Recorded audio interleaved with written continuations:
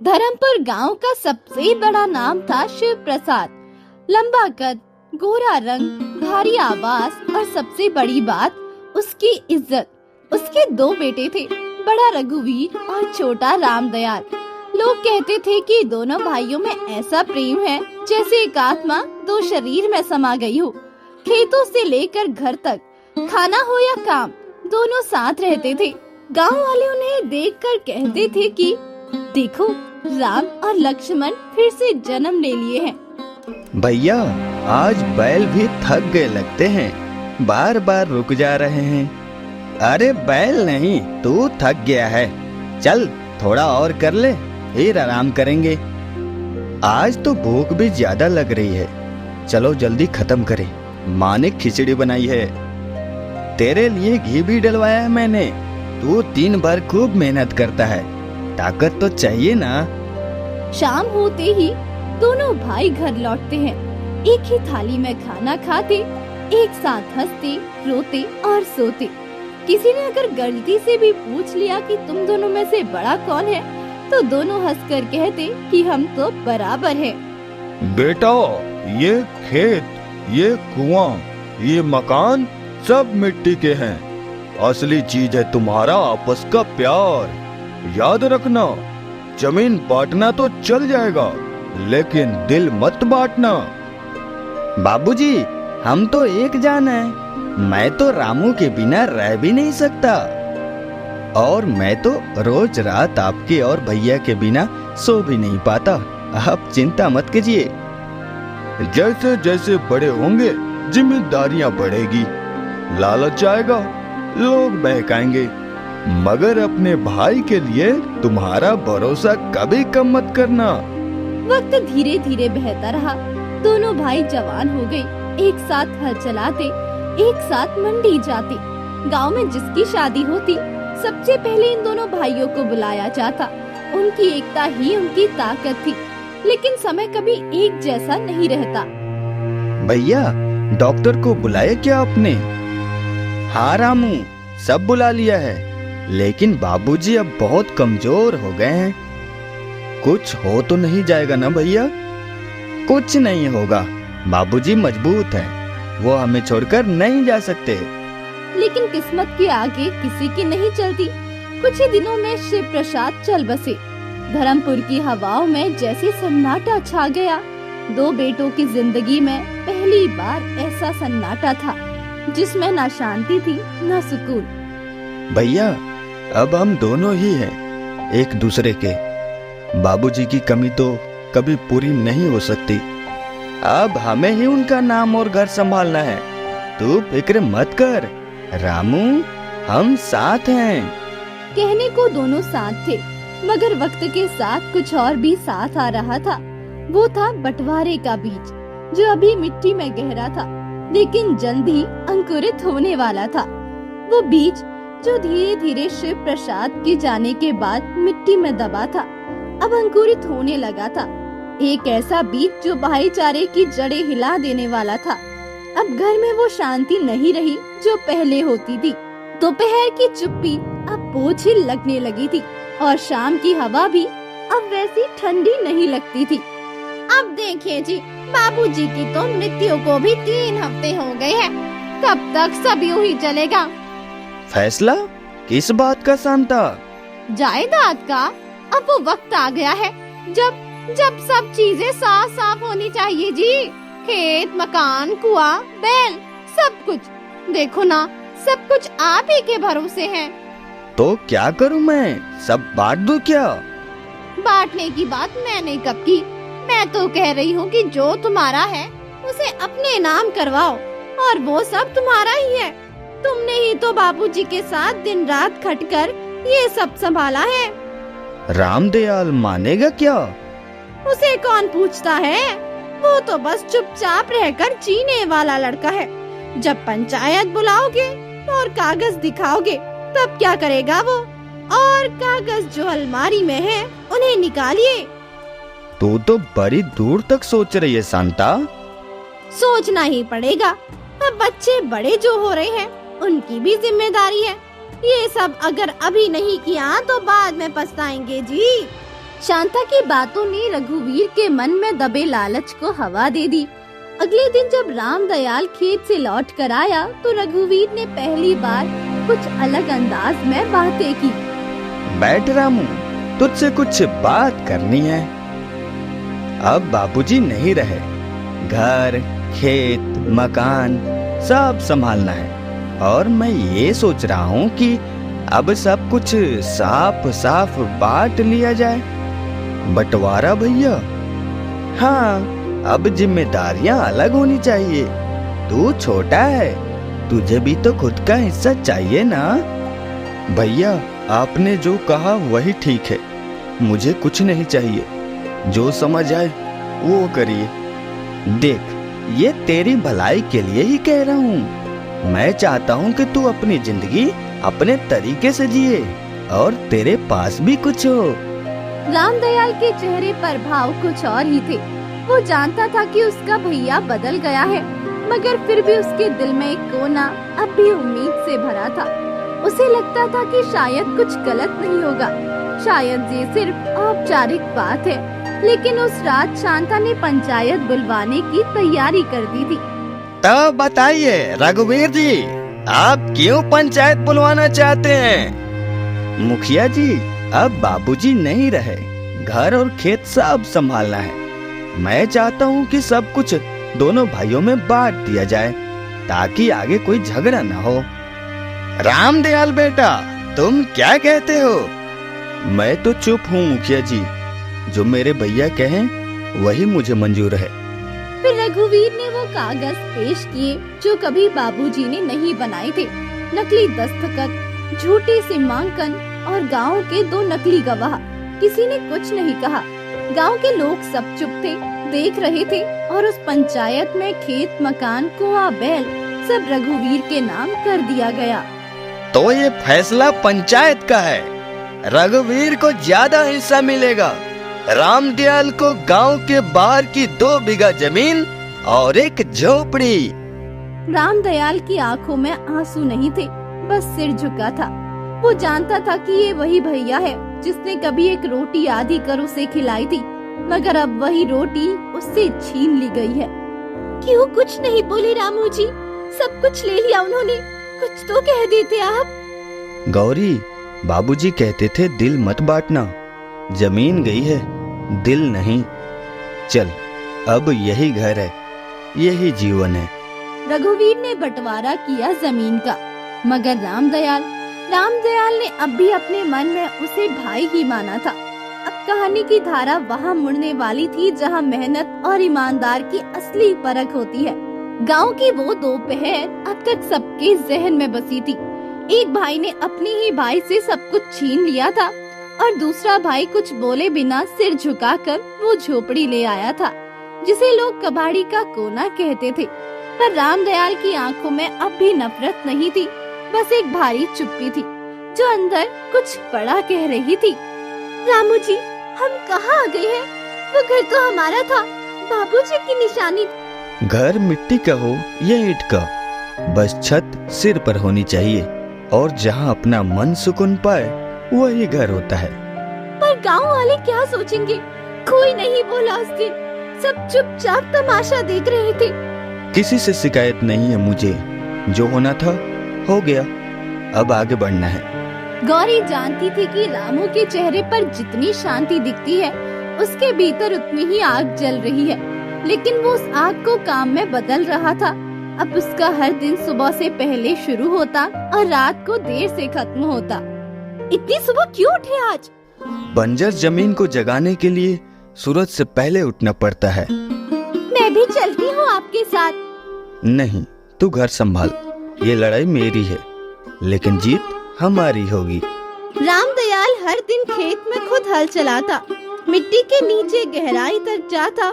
झोपड़ी में न बिजली थी न पंखा, लेकिन फिर भी वहाँ उम्मीद का उजाला था। रामू जी, सोचती हूँ काश बाबूजी होते तो देखती कि उनके छोटे बेटे ने क्या सह लिया। बाबूजी यही कहते थे ना, मेहनत का फल जरूर मिलता है। मैं बस उसी दिन का इंतजार कर रहा हूँ। अब तो आपको देखकर लोग भी इज्जत से बात करने लगे हैं। पहले जो मुंह फेर लेते थे अब सलाम करती हैं। मेहनत आदमी को छोटा नहीं रहने देती गौरी। वक्त लेती है पर बदलती सब कुछ है। वहीं दूसरी ओर रघुवीर की जिंदगी अब ठहरने लगी थी। खेतों को किराए पर दे दिया था, खुद घर में बैठा रहता। शांता पहले जैसी मीठी बातें नहीं करती थी। उनके घर का माहौल अब पहले जैसा नहीं था। बस आराम करते रहो, खेत से तो आमदनी आई नहीं, किराएदार भी पैसे देने में टालम टोल कर रहे हैं। तो मैं क्या करूं? तुम्ही ने कहा था सब कुछ अपने नाम करवा लो, अब भुगत भी तू ही। मैं भुगत रही हूँ रघुवीर, तुम तो अब कुछ करते नहीं। और सुन लो, अब मैं मायके जा रही हूँ, तुम देख लो अपना। हाँ। जहाँ एक तरफ मेहनत फल देने लगी थी, वहीं धोखे की नींव पर खड़ी दीवारें अब गिरने लगी थी। और ये गिरना अभी बस शुरू ही हुआ था। रामदयाल की आंखों में अब भी वही सपना था जो उसने 2 बीघा जमीन को देखकर देखा था।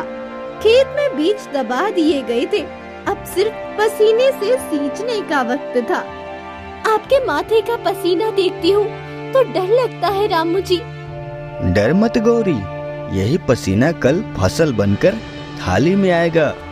बीज तो दिख भी नहीं रही है मिट्टी में। बीज नहीं दिखते, भरोसा दिखता है, और मैंने मिट्टी में भरोसा बोया है। अगर वो भरोसा ना होगा तो फिर एक बार और मेहनत करेंगे। जब तक मिट्टी टूटेगी नहीं तब तक फसल फूटेगी नहीं। गांव की औरतें कह रही थी अब रामू पगला गया है।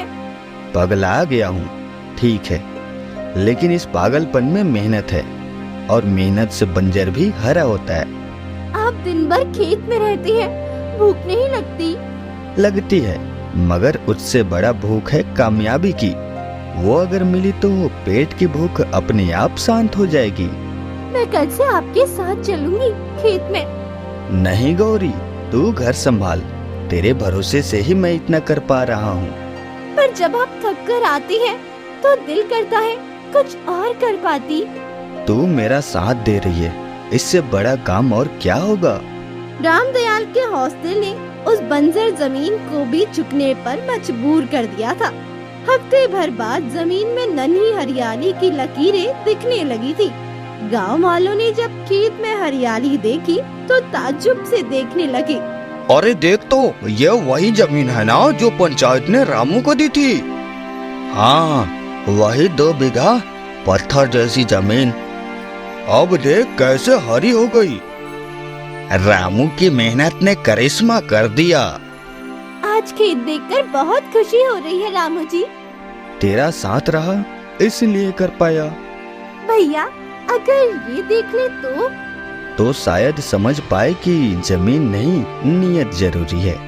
आप अब भी उन्हें भैया मानते हैं? दिल से रिश्ता कभी टूटता नहीं। उन्होंने जमीन बांटी थी, मैंने नहीं। मगर उन्होंने आपसे सब छीन लिया। नहीं गौरी, उन्होंने सिर्फ बाहर की चीजें छीनी है, अंदर की ताकत और सच्चाई अब भी मेरे पास है। आपसे हर दिन कुछ नया सीखने को मिलता है। और मुझे तुझसे हर दिन जीने की वजह। धीरे धीरे रामदयाल की मेहनत पूरे गांव में चर्चा बनने लगी थी। लोग अब उसे हिकारत से नहीं, इज्जत से देखने लगे थे। जिनके लिए वो कभी मजाक था, अब उनके लिए प्रेरणा बन रहा था। रामू चाचा, खेत कब आरा हुआ? जब मैं खुद मिट्टी में घुल गया। आप हमें भी खेती सिखाओ ना। कभी कभी खेतों से ज्यादा जिंदगी सिखाती है। चलो कल से सुबह खेत में आ जाना। बच्चे भी आपको पसंद करने लगे, क्योंकि अब मेरे हाथ में फावड़ा है और पीठ पर भरोसा। अब तो लगता है जैसे दुनिया बदल रही है। दुनिया नहीं बदली, हमने नजरिया बदला है। अब क्या सोचा है आगे? खेत को थोड़ा और फैलाना है और पास वाले झाड़ियाँ हटानी है। उसके लिए फिर मजदूरी करनी पड़ेगी। कर लेंगे, मेहनत से अब डर नहीं लगता। आप सच्चे किसान हो रामू जी। तू साथ है ना गौरी, इसलिए ये सब संभव हो पाया है। अब तो लोग आपको दूर से नमस्ते करते हैं, क्योंकि अब मेरे हाथ में मेहनत की लकीरें साफ दिखती हैं। और आपके नाम की चर्चा भी गांव से बाहर जा रही है। मुझे नाम से नहीं, काम से मतलब है गौरी। आज लाला हरिनाथ कह रहे थे कि रामू अब सच्चा किसान बन गया है। सच्चा किसान बनने के लिए खेती नहीं, ईमान चाहिए। आपके जैसे लोग कम ही होते हैं। जिसके पास खोने को कुछ नहीं होता वो सबसे अमीर होता है। आज के लोग आपके खेत की मिट्टी मांगते हैं अपने खेत के लिए। अरे मिट्टी तो सबके पास है, फर्क है सोच का। अब तो लगता है जैसे सब बदल गया है। अभी बहुत कुछ बदलना बाकी है गौरी। उधर रघुवीर के घर में अब सन्नाटा था। शांता छोड़कर जा चुकी थी। किराएदार खेत खराब करके भाग गए थे। मकान की छत टपकने लगी थी और पेट भरने को कुछ भी नहीं था। सब कुछ था मेरे पास, खेत, मकान, बैल, फिर भी चैन नहीं मिला। तूने जो छीना वो टिकता नहीं, जो पाया वो खो गया। अब तो रामू के पास भी मुंह नहीं दिखा सकता। उसी के पास जा जो तुझसे सब कुछ हार कर भी तुझे भाई मानता रहा। क्या वो अभी मुझे अपनाएगा? जाकर देख ले, अगर अभी देर ना हुई हो। उधर गांव में मंत्री जी के आने की खबर फैल चुकी थी। राजा वीरेंद्र देव खुद राज्य के सबसे मेहनती किसान को सम्मानित करने वाले थे। सुनिए ना, पटवारी आया था। उसने बताया कि मंत्री जी 2 दिन में गांव आ रहे हैं। क्यों आ रहे हैं? राजा साहब ने आदेश दिया है, राज्य का सबसे मेहनती किसान अब हर साल सम्मानित होगा। तो उसमें मेरा क्या?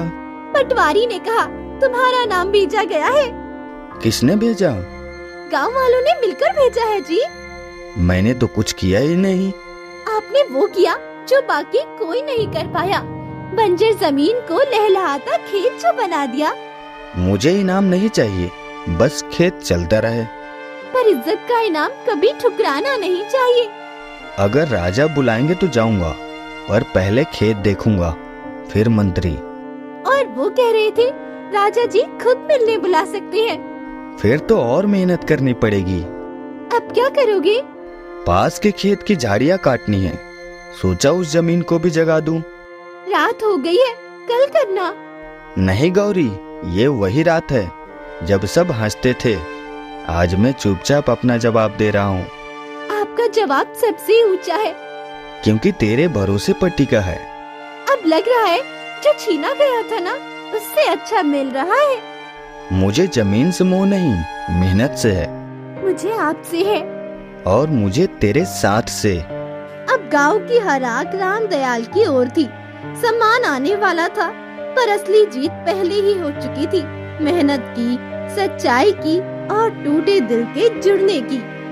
रामू जी देखिए ना, मंत्री जी की गाड़ी आ गई है। ठीक है, खेत में पानी दे दूं, फिर मिलते हैं। अरे अब खेत बाद में देख लीजिएगा रामू जी, पहले चलिए तो। तेरे कहने पर ही चल रहा हूँ, वरना मेरा असली सम्मान खेत में ही है। आपका सम्मान अब पूरे राज्य में हो रहा है। खुद राजा जी का संदेश जो आया है। मंत्री जी को क्या कहूँगा मैं? जो हमेशा कहते आए हैं कि मेहनत से बढ़कर कुछ नहीं। गांव के चौपाल पर मंच सजा हुआ था। चारों ओर सैकड़ों लोग इकट्ठा थे। रामदयाल साधारण धोती कुर्ता पहने झोपड़ी से सीधा मंच पर पहुंचा। राजा वीरेंद्र देव की ओर से राज्य के सबसे ईमानदार और मेहनती किसान श्री राम दयाल को ये सम्मान भेंट किया जाता है। रामू भैया जिंदाबाद। मैं तो कुछ भी नहीं हूँ सरकार, बस मिट्टी को मां माना और उससे सीखा। आज से तुम्हारे खेत की देखभाल के लिए सरकार हर महीने यह सहायता देगी और तुम्हें जिले के किसान अधिकारी की सलाह भी मिलेगी। बस इतना ही बहुत है सरकार। अब खेत और तेजी से हरे होंगे। देखा रामू जी, देखा, मेहनत खाली हाथ नहीं गई। तेरे विश्वास की फसल अब पूरे गांव को खिलाएगी। ठीक उसी शाम गांव की सीमा पर एक थका हारा आदमी खड़ा था। मैले कपड़े, सूजी आंखें और कांपते होठ। वो रघुवीर था। रामू भैया माफ कर दे छोटू, बहुत बड़ी गलती हो गई। आप अंदर आइए भैया, धूप में क्यों खड़े हैं? मेरा कोई हक नहीं इस झोपड़ी पर। जब आपने मुझे झोपड़ी दी थी तब भी मैंने आपको भैया कहा था। आज भी वही हूँ। मैंने सब खो दिया रामू। शांता भी छोड़ गई, खेत बिक गए, मकान गिरवी पड़ा है। आपका दिल अब भी जिंदा है भैया, वही काफी है। मैंने तुझसे सब कुछ छीना और तू मुझे पानी पिला रहा है। आपने जमीन बांटी थी भैया, पर मैंने रिश्ता नहीं बांटा। भैया आप अंदर आइए, खाना बन चुका है। मैं लायक नहीं हूँ। रिश्तों में लायक नालायक नहीं होता भैया, बस दिल साफ होना चाहिए। तू सच में मेरा छोटा नहीं बड़ा भाई है रामू। अब सब छोड़िए भैया, चलिए अंदर। एक कोना अब भी खाली है। जिस झोपड़ी से बंटवारे की कहानी शुरू हुई थी, वही अब फिर एक घर बसने जा रहा था, जहाँ मेहनत, माफी और मोहब्बत तीनों की जगह थी। भैया अब खेत साथ चलेंगे। रामू अब तू ही मालिक है, मैं तो बस तेरे साथ चल रहा हूँ। मालिक तो मिट्टी है भैया, हम दोनों तो बस उसके बेटे हैं। आज दाल के साथ रोटी बांधी है दोनों के लिए, खेत में समय पर खा लेना। बहुत सालों बाद किसी ने प्यार से रोटी दी है। प्यार ही तो इस घर की असली खेती है भैया। ये वही कहते हैं ना जिसे मैं बेकार समझ बैठा था। हाँ भैया, वही इसने मुझे अपनाया। मैंने उस वक्त तुझसे आंखें फेर ली थी और मैंने दिल नहीं फेरा था। अब लगता है मुझे खुद से माफी मांगनी चाहिए। भैया खुद से ज्यादा और किसी से मत मांगना। अब मैं फिर से मेहनत करना चाहता हूँ रामू। शुरू से नहीं, वहीं से शुरू करो जहाँ छोड़ा था। अब अगर तेरी तरह सोचूंगा तो शायद चैन मिलेगा। गांव के लोग चुपचाप सब देख रहे थे। जो दो भाई एक वक्त एक दूसरे से नजर नहीं मिलाते थे, आज वो एक साथ मिट्टी में घुसकर हल चला रहे थे। अब देखो रघुवीर भी बदल गया, रामू की मोहब्बत ने ही बदल दिया। सच्चा रिश्ता कभी टूटता नहीं।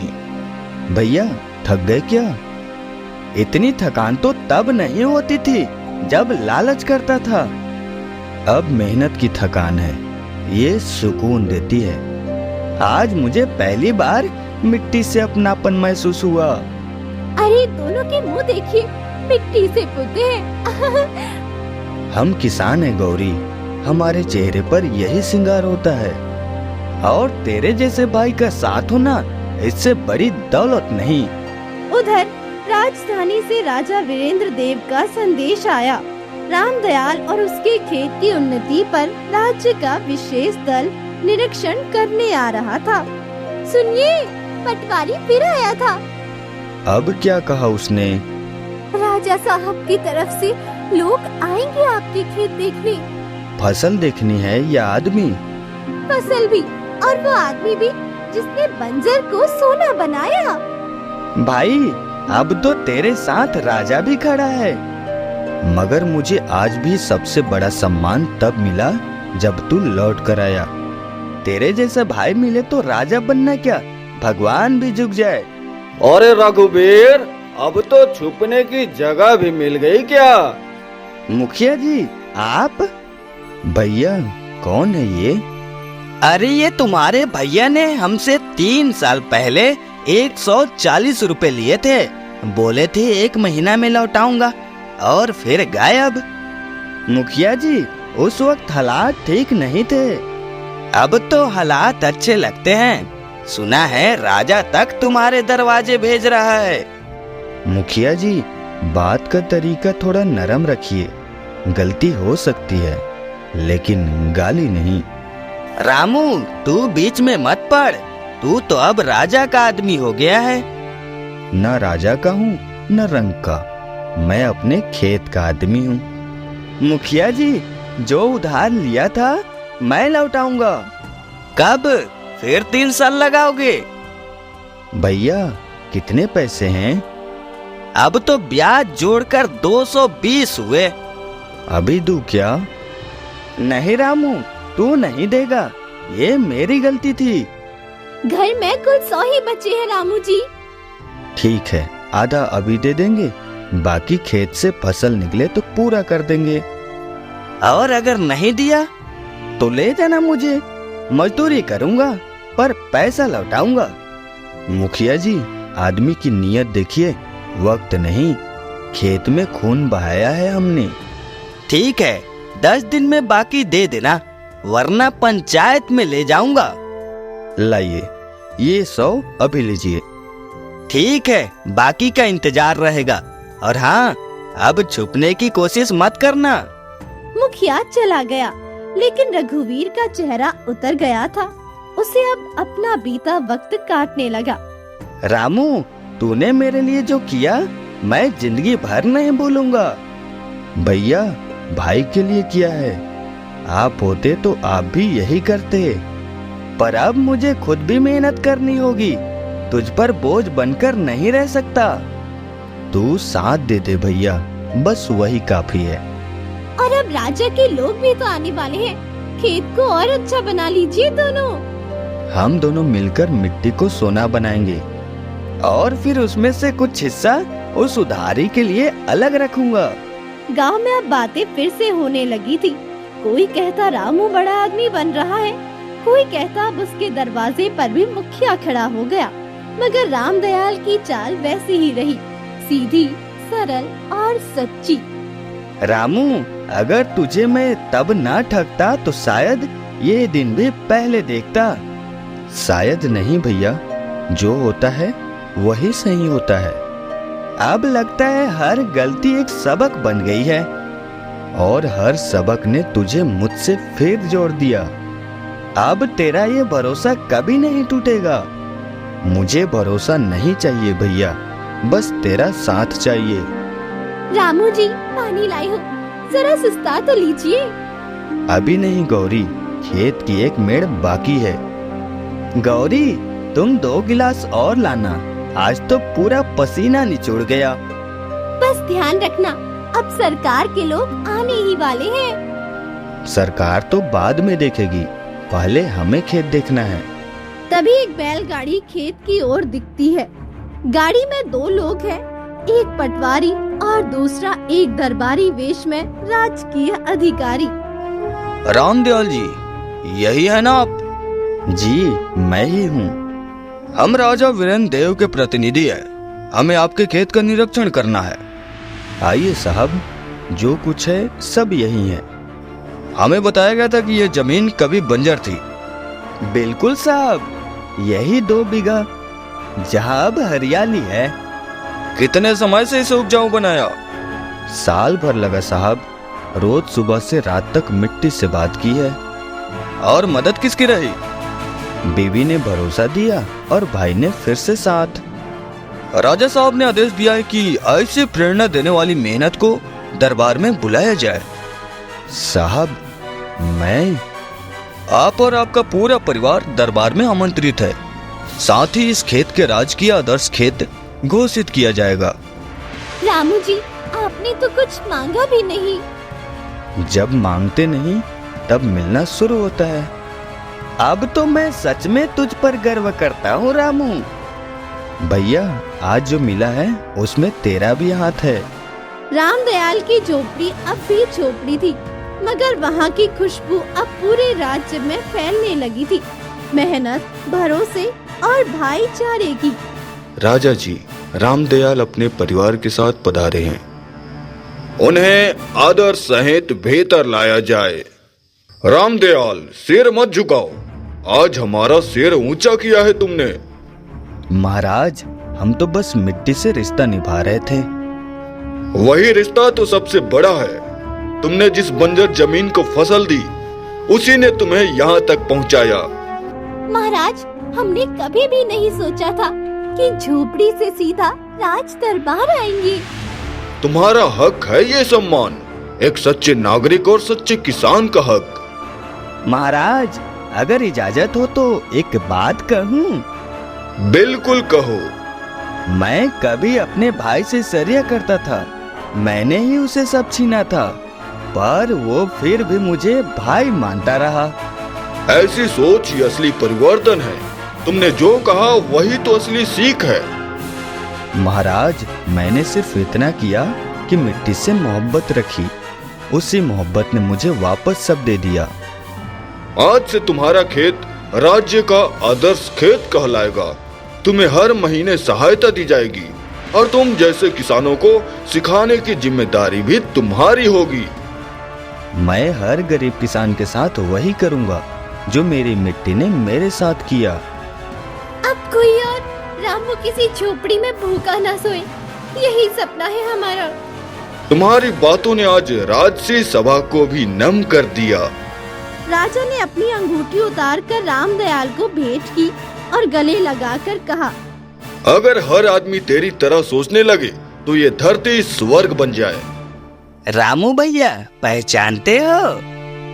हाँ मुखिया जी, कैसे भूल सकते हैं। जो किया उसका अफसोस है, मगर आज आपको सलाम करता हूँ। मुखिया जी, जो बीत गया उसे अब मिट्टी में दबा दीजिए, आगे का रास्ता देखिए। अब रामदयाल की झोपड़ी एक प्रेरणा बन चुकी थी। वहाँ सिर्फ फसल नहीं, इज्जत, भाईचारा और इंसानियत उगती थी। रामू जी, अब सब कुछ मिल गया है, सब कुछ। नहीं गौरी, सब कुछ नहीं। अब किसी और के जीवन में उम्मीद बोने की जिम्मेदारी मिल गई है। तू अब सिर्फ मेरा भाई नहीं, इस गांव का गुरु बन गया रामू। मैं कुछ नहीं भैया, बस मिट्टी का बेटा हूँ और रहूं।